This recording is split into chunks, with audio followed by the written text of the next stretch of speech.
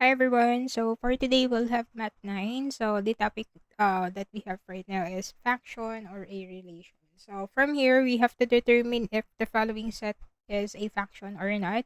So we also have to express the following relation in a mapping diagram. Okay? So first thing we have to know kung paano ba natin ma-identify po kung function or hindi yung ating given set. So, madali lang po siya. You just need to look dun sa ating values ng x. Okay, dun sa ating mga x coordinate. Kapag may naulit na value ng x with different values of y, hindi na po siya considered as a function. So, titingnan nyo lang yung first numbers dito sa ating ordered pairs. Kapag may naulit dyan, di na po yun function. Ay, for example, number 1, we have 1, -2, -2, 0, -1, 2, 1, and 3.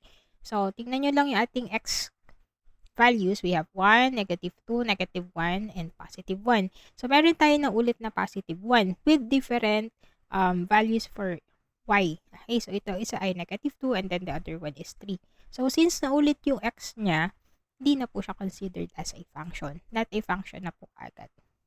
Ayan, ganun lang po. Then, it says here to express it in a mapping diagram. So, lagay natin siya sa mapping diagram. So, pag gagawa kayo ng mapping diagram, draw lang kayo ng dalawang oval. Ayan. Dalawang oval. Tapos, dun sa loob, ilalagay nyo po yung ating values for x. Okay, so dito yung x natin and then dito yung y natin. Okay, so, we have -2, -1, and +1. Ayan. So, since meron tayong dalawang 1 dyan, isang beses nyo lang po i-write yung 1. Okay, no need to write it twice. Okay? Ayan. And then, dun sa y, ganun din. Yung values ng y natin, ilalagay natin sa second oval. So, we have -2, 0, 2, 3. So, as I write po yung mga numbers natin ay ginawa ko po siyang in increasing order. Okay, and then after that, for example, on -2, ang kapartner ni -2 po ay 0. So, you just need to draw an arrow going to 0. Ganyan lang po. And then, yung ating -1, we have +2. So, draw lang kayo ng line going to -2. Tapos, yung 1, we have -2 at saka +3. Ay, wait. Itong -1 ay sa +2. Sorry. -1 going to +2. And then, yung +1 natin, we have going to -2. Tapos, isa pang +1 going to +3.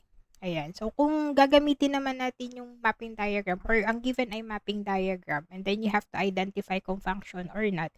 So, kapag meron dalawang lines dito sa ating x, okay, ayan, katulad nito, dalawa yung line niya going to different values ng y, not a function.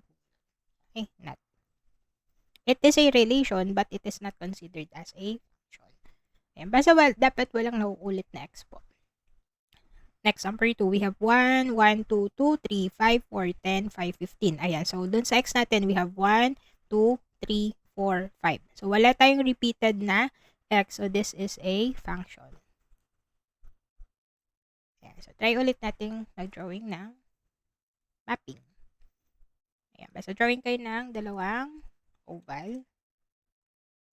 1, 2, okay.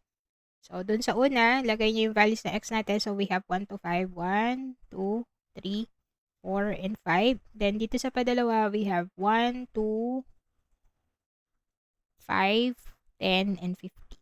Ayan. And then, lagyan nyo lang ng lines dun sa ka-pair niya. So, 1, 1. We got 2 and 2. We got 3 and 5. We got 4 and 10.